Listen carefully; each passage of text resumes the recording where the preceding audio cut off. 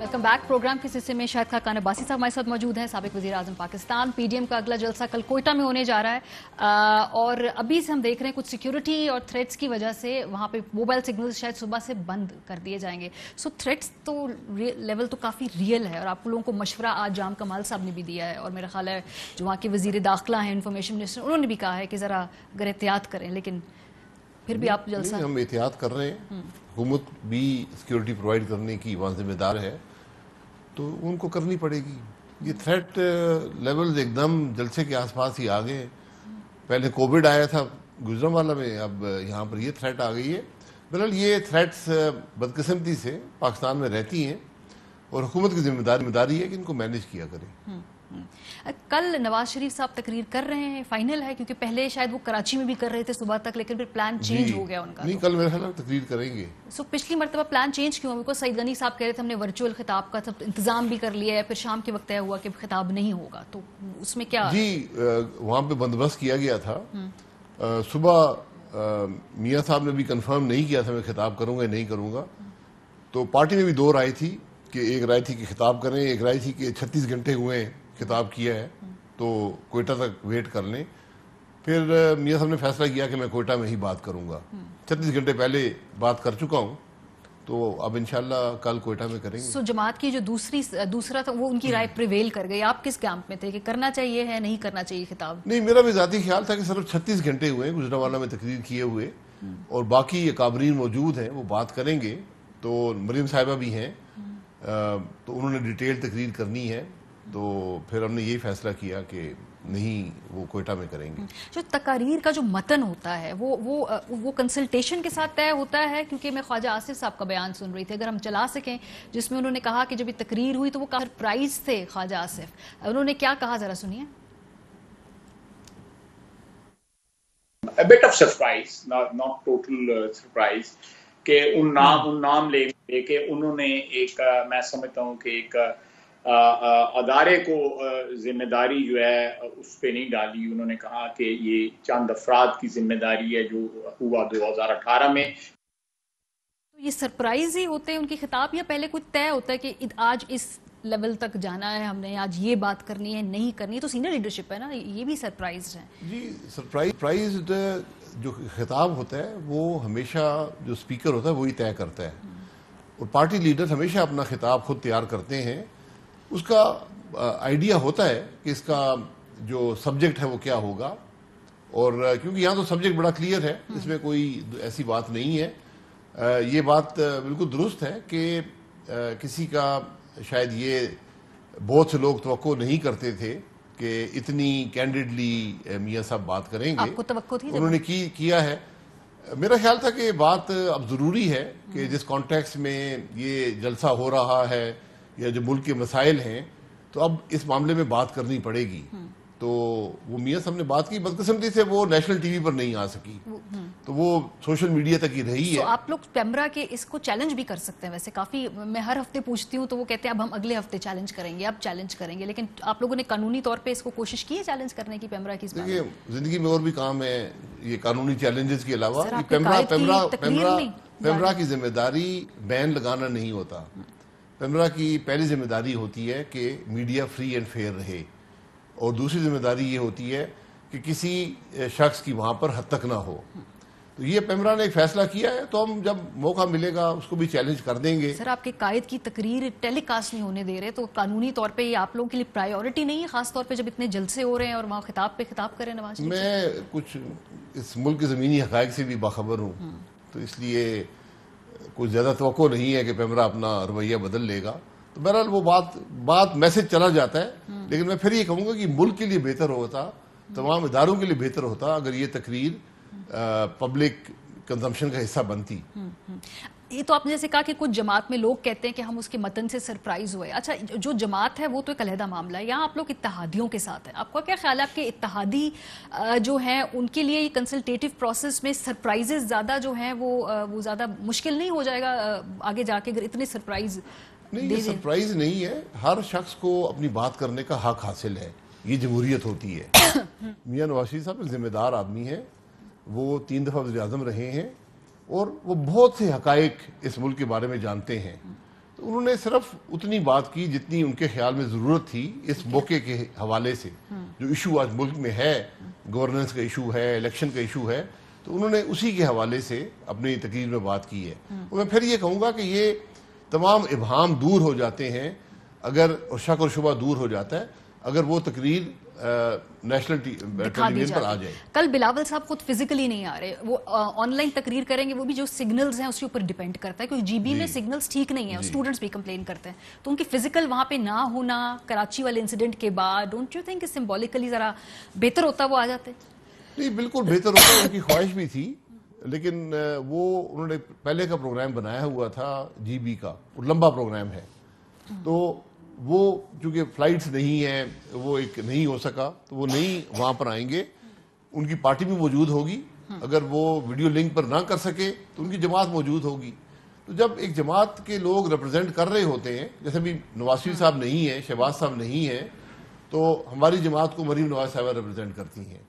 تو اس طرح ان کی اگر وہ ویڈیو لنک میں نہ آ سکے تو پھر ان کی جماعت کا کوئی سینئر لیڈر، ریاض اشرف صاحب وہاں پر موجود ہیں، شاید یوسف رضا گیلانی صاحب ہوں، ان میں سے کوئی ریپرزینٹ کرتا ہے. اگر بلاول اس اسٹیج پہ نہیں کھڑے ہوں گے تو کیا پی ڈی ایم کے بیانیے کے اختلافات کی باتوں کو تقویت نہیں ملے گی؟ کوئی اختلاف نہیں ہے پی ڈی ایم کے بیانیے میں. پی ڈی ایم کا سیکرٹری جنرل ہوں، مجھے کوئی اختلاف کہیں سے بھی نظر نہیں آتا.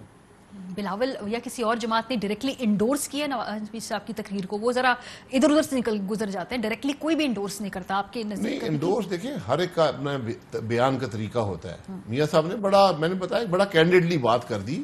انہوں نے کسی ادارے پر اٹیک نہیں کیا، انہوں نے کسی شخص پر اٹیک نہیں کیا. انہوں نے کہا کہ میرے خیال میں یہ ذمہ داریاں ہیں جس کا ہمیں احساس ہونا چاہیے، اور ہمیں ان ذمہ داریوں کا بوجھ بھی برداشت کرنا پڑے گا. اچھا ذرا آ جاتے ہیں، یہ نواز شریف صاحب کے حوالے سے پرائم منسٹر نے ایک انٹرویو دیا، انہوں نے کہا کہ اب وہ لندن سے لانا ہوگا، اگر نہیں وہ آتے تو خود جا کے پرائم منسٹر لے آئیں گے، وہ بورس جانسن سے بھی بات کریں گے. کیا کہا ذرا سنیے. اس وقت ہم برٹش گورنمنٹ سے بات کر رہے ہیں، ہم کہہ رہے ہیں کہ ڈپورٹ کرو. ڈپورٹ ابھی ہو سکتا ہے کیونکہ یہ جھوٹ بول کے یہاں سے گیا تھا کہ اس کو بیماری ہے، وہاں جا کے علاج کروایا نہیں. اگر مجھے جانا پڑا تو پھر میں بورس جانسن سے بات کروں گا. جی باسی صاحب، اچھا لگے گا فارمر پرائم منسٹر جو ہے اس کی ڈپورٹیشن کی درخواست حکومت پاکستان کرے گی، وہ سنوائی ہو نہ ہو جو بھی ہے، لیکن اچھا لگے گا کہ اگر ہو گئی، وہ ڈپورٹ ہوئے، نہیں ہوئی پھر بھی مطلب اس طرح کی ریکویسٹ گورنمنٹ پاکستان کی طرف سے جائے گی. مطلب آپ کو اچھا لگا ہے جو الفاظ استعمال کیے ہیں پرائم منسٹر صاحب نے؟ یہ بات کرنے کا باقی قدریں کہاں گئی ہیں؟ یہ شرافت کی سیاست ہے. ملک کا وزیر اعظم اس طرح بات کرتا ہے. اس میں غیر اخلاقی لفظ کیا استعمال کیا؟ انہوں نے یہ کہا کہ واپس لے کے ان کے الفاظ دیکھیں، ان کا رویہ دیکھیں. یہ الفاظ میں بھی استعمال کر سکتا ہوں، میں بھی کر سکتا ہوں. تو اس میں ہمت ہے تو لے آئے ان کو. آئی جی کو اٹھا لے، لندن کے آئی جی کو اٹھا لے، کوشش کرے.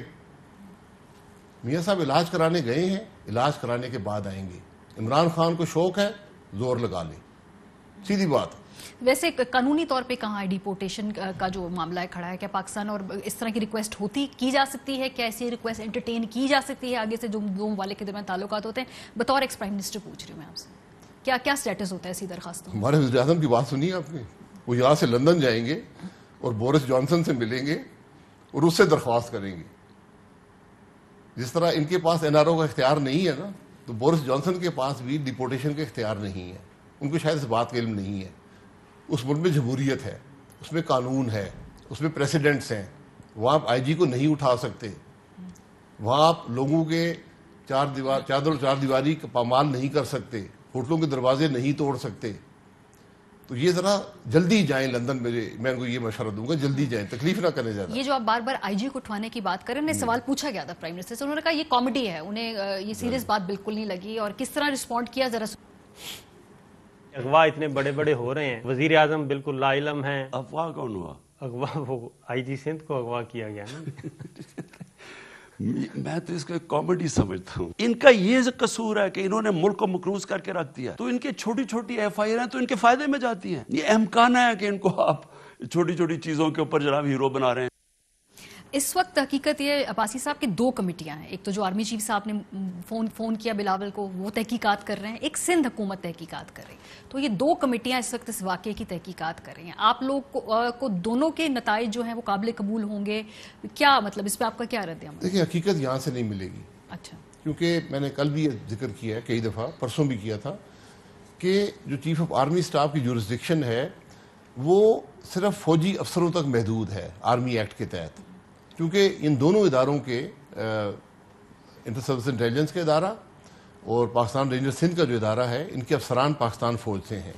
تو اس حد تک ان سے پوچھا جا سکتا ہے کہ آپ کو کوئی کمانڈ دیا گیا تھا یا آپ نے خود یہ کارروائی کی ہے, اور کمانڈ دیا تھا تو کس نے دیا تھا, اور کس طرح آپ نے اس کمانڈ کو لافل کنسیڈر کیا, یہ جواب دینا ہوگا.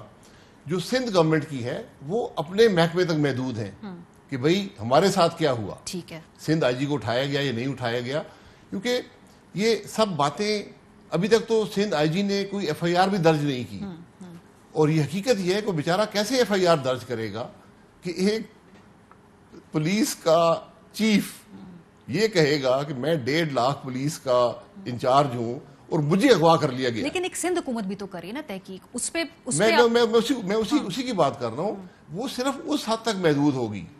اب مسئلہ یہ ہے کہ وفاقی ادارے صوبے جو الزام سمجھیں یا حقائق جو سامنے آئے ہیں, وفاقی ادارے صوبائی حکومت پر حملہ آور ہوئے ہیں. اچھا, اس کا میری نظر میں, جو ہمارے پرائم منسٹر بہتر سمجھتے ہیں, تو سمجھتے مذاق ہے, آئین توڑنا مذاق, کامیڈی ہے, آئین توڑنا مذاق سمجھتے ہیں, وہ صوبے پر حملہ کرنا مذاق سمجھتے ہیں, 2 ادارے جو ڈائریکٹلی ان کو رپورٹ کرتے ہیں ان کے ایکشنز کو مذاق سمجھتے ہیں, تو مذاق ہی صحیح.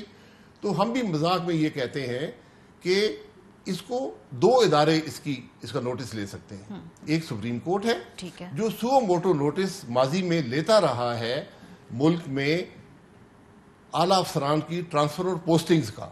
یہ تو ایک گریڈ 22 کے جو ہائیسٹ پوزیشن ہوتی ہے گورنمنٹ کے اندر, اس کے افسر کے اغوا کی بات ہے, اور اغوا کسی اور شخص نے نہیں, وفاقی اداروں نے کیا ہے. اور دوسرا جو ہے وہ سینٹ ہے.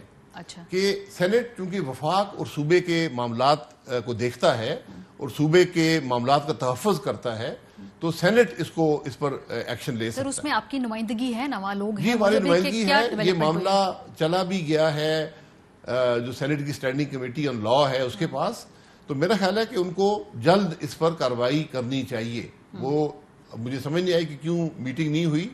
مجھے ان کے چیئرمین ملے تھے, انہوں نے کہا جی مجھے ابھی تک نوٹیفیکیشن نہیں آیا سینٹ سیکریٹریٹ سے.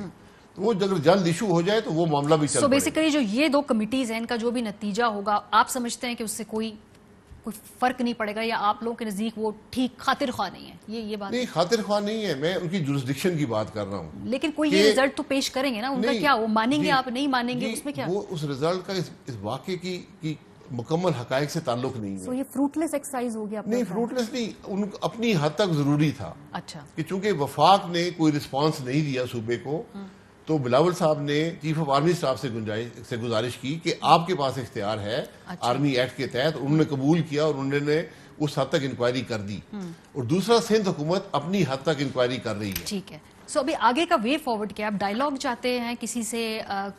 کس سے ڈائیلاگ چاہیں گے؟ کیونکہ کبھی لگتا ہے کہ جیسے آپ کہہ رہے ہیں بات چیت نہیں ہوگی, پھر آپ لوگ کہتے ہیں کہ عوام سے بات ہوگی, پھر جیسے رانا ثناء کہتے ہیں کہ بیچ میں جو تیسرا فریق آئے. سو کلیئرٹی نہیں ہے آپ کے اپنے نیریٹو میں کہ کیا چاہتے ہیں آپ لوگ؟ 3 لوگ 3 مختلف. ہم پاکستان کے عوام کی تکلیف دور کرنا چاہتے ہیں اور ملک کے مسائل کا حل چاہتے ہیں. لیکن یہ تو بیان ہے نا, اس کا کوئی لاجیکل پاتھ بھی ہے نا, وہ کیا ہے؟ جی, لاجیکل پاتھ تو الیکشنز ہیں کہ آپ کو الیکشن میں جانا ہوگا, لیکن الیکشن میں جانے سے پہلے ایک نیا سوشل کانٹریکٹ سمجھ لیں یا کانسٹیٹیوشنل کانٹریکٹ سمجھ لیں. وہ عوام سے کرنا ہوگا کہ آپ کی جو امانت ہے ووٹ کی, اس میں ہم خیانت نہیں کریں گے, اور ملک جو ہے اس کو آئین کے مطابق چلایا جائے. یہ آپ 2023 کی بات کر رہے ہیں, مڈ ٹرم الیکشن کی بات کر رہے ہیں, کس الیکشن کی بات کر رہے ہیں؟ جو بھی الیکشن آپ کو کروانا پڑے گا, یہ نظام فیل ہو گیا 2023 سے پہلے.